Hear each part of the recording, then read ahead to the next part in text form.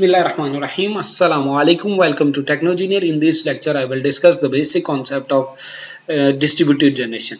In this lecture, I will discuss what is distributed generation, difference between traditional and modern way of electricity generation, and then advantages of distributed generation, disadvantages of distributed generation, and how to calculate the efficiency of the power plant, and what are different types of distributed generation power plants. So, if you know the basic concept of electrical power system, then you will know that there are three basic parts of electrical power system. One is generation, the second one is transmission, and the third one is distribution. Normally, we produce electricity in megawatts.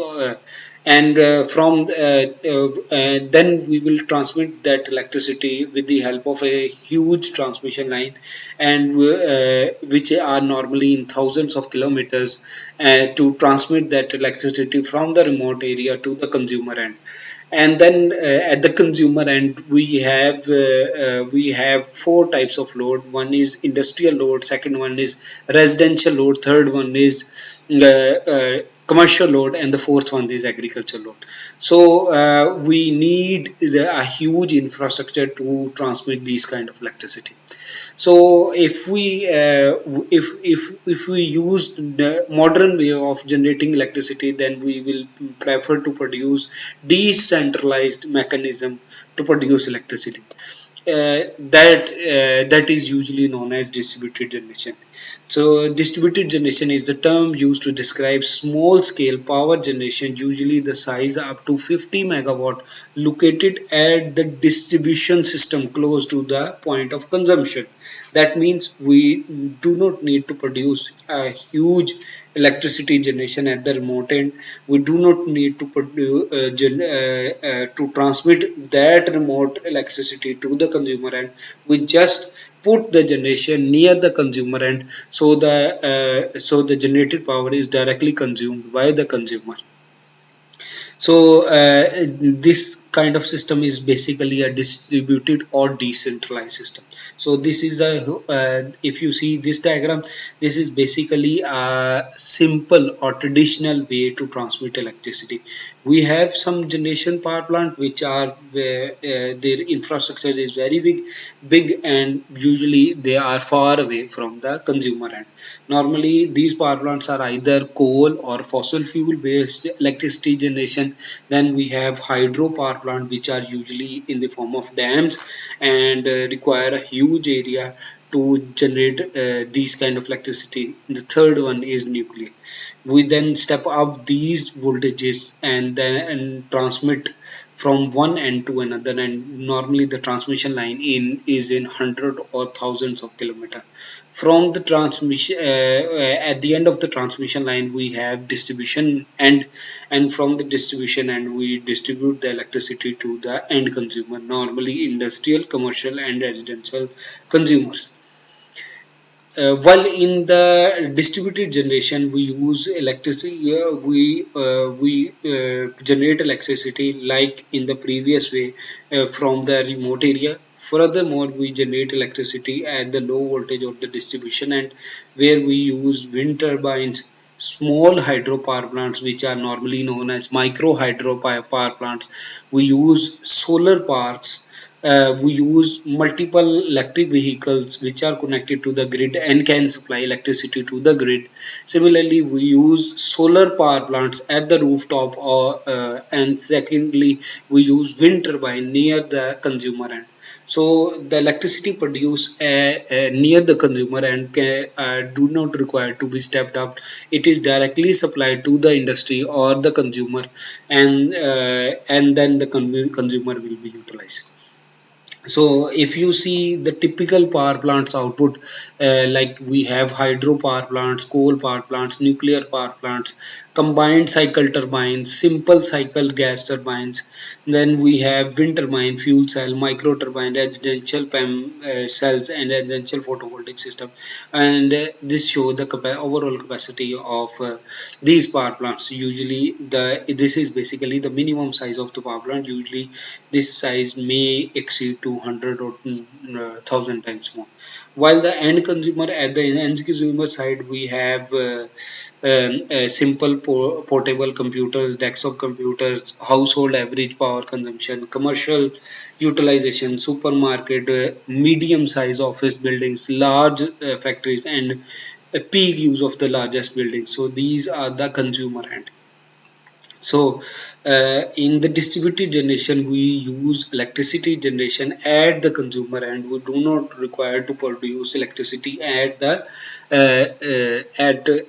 generation end.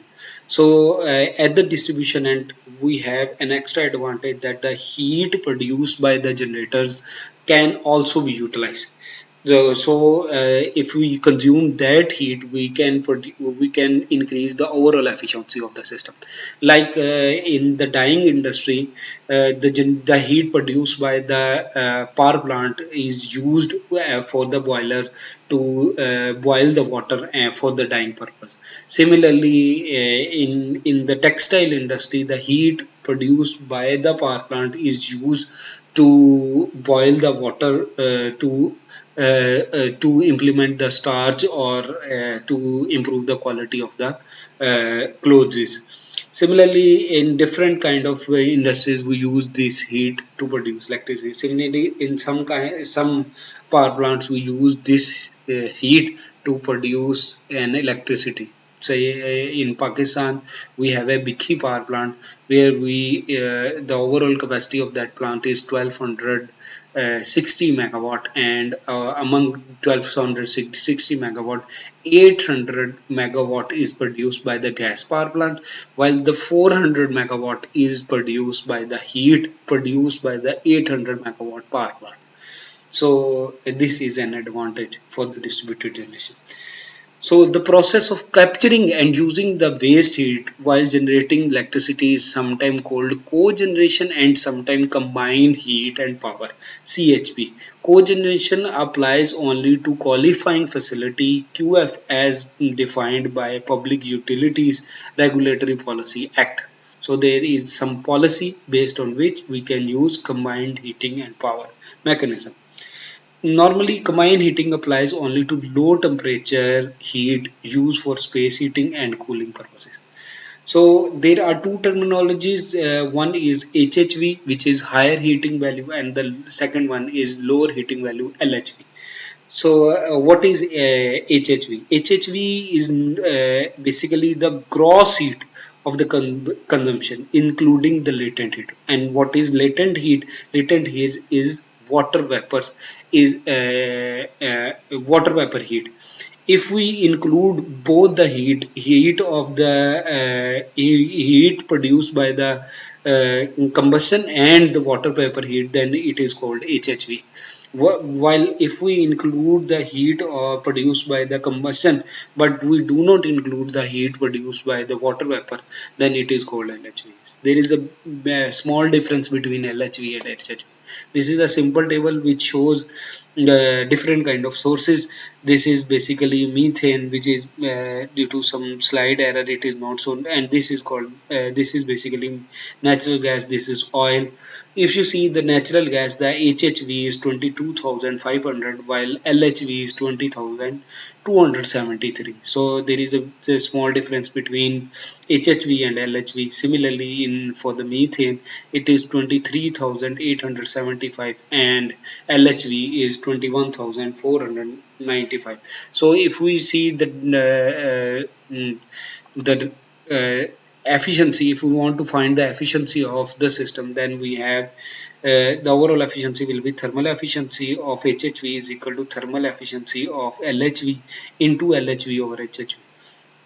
So this is the complete formula. So this is an example. From this example you will understand how we can calculate the efficiency of the overall system. A microgrid has a natural gas input of 13,700 BTU. of electricity generation, find its LHV efficiency and its HV efficiency. So this is the basic formula of efficiency. That heating, that efficiency is 3412 BTU per kilowatt divided by the heat rate. So the heat rate value is 13,700. If we divide, then we will get the LHV efficiency, which is 24.91%. While the ratio between LHV and HHV is for the natural gas is 90.9010, which is calculated from here. So if we use this value to calculate the efficiency of HHV, then the ratio from this formula, when we multiply this ratio with the thermal efficiency of LHV, it will give the thermal efficiency of HHV. So the thermal efficiency of LHV is 24% multiplied by 0.9. So the overall efficiency of the system is 22.444%. So this is the basic. So the advantage of distributed generation, it is convenient local positioned, avoid transmission and distribution losses. Second is generation adjustment to the load, allow convenient use of heat generation, basically combined cycle mechanism. Third one is convenient local positioning, enable available sources of energy to be used. For example, waste products, renewable sources may be easily utilized to supplement the fossil fuel. And the fourth one is conventional local positioning, allow the use of available single or three phase generation. So both type of generation can be possible in the distributed generation. So the disadvantage of distributed generation is conventional distributed system need adequate protection in order to accommodate exchange of power. So special protection is required because we have different kind of sources which are combined, and we need an energy mix mechanism to supply this energy to the consumer end.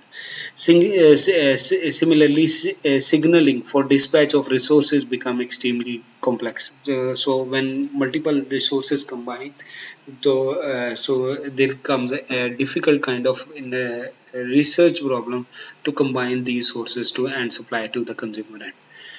And the third one, connection and revenue contracts are difficult to establish because it is these contracts are dependent upon the distribution side of generation. So it become complex compared to the classical centralized mechanism.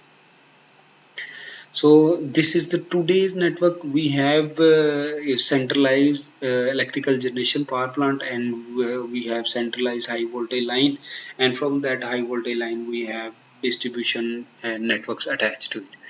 While in the modern way, we have huge power plants, but we use some distributed generation near the residential area, like we use solar panels, wind turbines, small generators, which can be useful for our network. So these are the some specification of distributed generation. We have supply duration. Normally in the distributed generation, there are three type of supply durations. Like in some power plants, we have long period. We can use 24/7 electricity generation. Secondly, we have unsteady power generation, like in the wind and the solar. Due to the change in the environment, their output change. So this is the unsteady power generation. Then we have short period where we can produce electricity for the short period, not for the long period, like in the batteries. Second is the capacity. Some distributed generation are very small, like 1 watt to 5 kilowatt. Then which are normally known as micro. Then we have small distributed generation, that is 5 kilowatt to 5 megawatt. Then we have medium, that is 5 megawatt to 50 megawatt. Then we have large, that is 50 megawatt to 300 megawatt. For the distributed generation, where generation power plants are usually AC or DC.